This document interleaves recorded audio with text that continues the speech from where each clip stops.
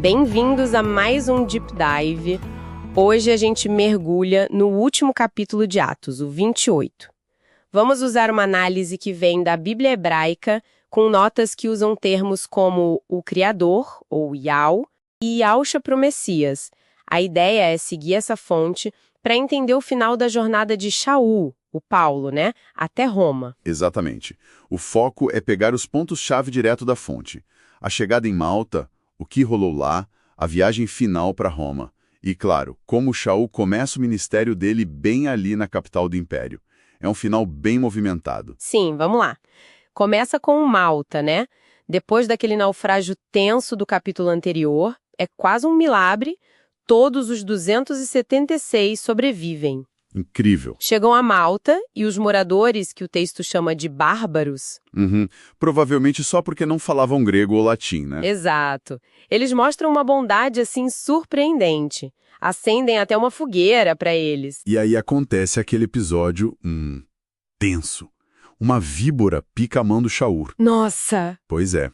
E a primeira reação do pessoal de lá, segundo a fonte, é achar que ele era um criminoso. Que a justiça divina, o mishpat, como diriam, estava pegando ele. Mas ele não sente nada, né? Nada. Aí a opinião muda completamente. Passam a achar que ele é tipo um Deus poderoso. A fonte vê isso como um sinal claro da proteção do Criador, de Yah. E essa proteção abre caminhos, né? Porque logo depois ele cura o pai de um cara importante lá, o Públio. Febre, disenteria. Sim, a fonte até menciona que foi com oração, usa o termo tefilá, e imposição de mãos.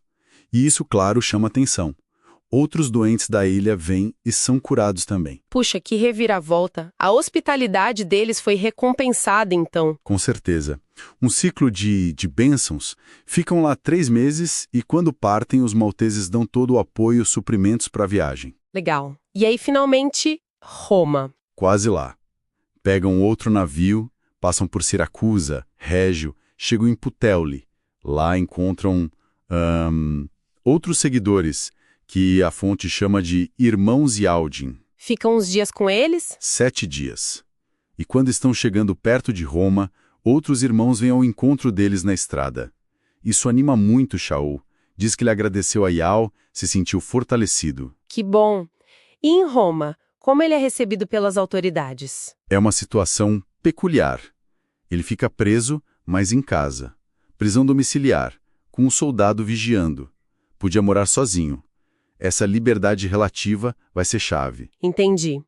E mesmo preso, ele não perde tempo, né? Chama os líderes judaicos de Roma. Isso, os principais dos Yaldim. Ele quer se explicar. Diz, olha, não fiz nada contra nosso povo, nem contra a lei dos nossos pais, a Torá de nossos avós. Ele diz que os romanos queriam soltá-lo, mas outros judeus se opuseram, por isso ele apelou para o imperador. Exato. E ele conecta a prisão dele à esperança de Israel, a tikvá do povo Yaldi. E o que seria essa esperança de Israel na visão dessa fonte que estamos usando? Aqui a fonte traz uma leitura bem particular. Diz que não é sobre criar uma nova religião para os gentios, mas sim sobre restaurar e reunir as 2 casas de Israel que estariam dispersas pelo mundo. É uma visão bem focada na restauração de Israel mesmo. Interessante essa perspectiva. E os líderes lá em Roma, como reagem a isso tudo? Bom, eles são cautelosos. Dizem que não receberam nenhuma carta da Judéia falando mal dele, mas admitem que ouviram falar dessa seita. A fonte identifica como os Nazarenos Yaldim, mas eles topam ouvir o Shaul. E aí tem aquele dia intenso de conversa, né? Sim. Muita gente vai até a casa alugada dele, e Shaul passa o dia todo explicando, testemunhando sobre o reino de Yah, o Malchut de Yah. Ele usa a lei de Moisés, a Tora de Moshe e os profetas, os Neviim, para tentar convencer o pessoal sobre Yahusha. E o resultado? Dividido, como era de se esperar. Uns acreditam, outros não.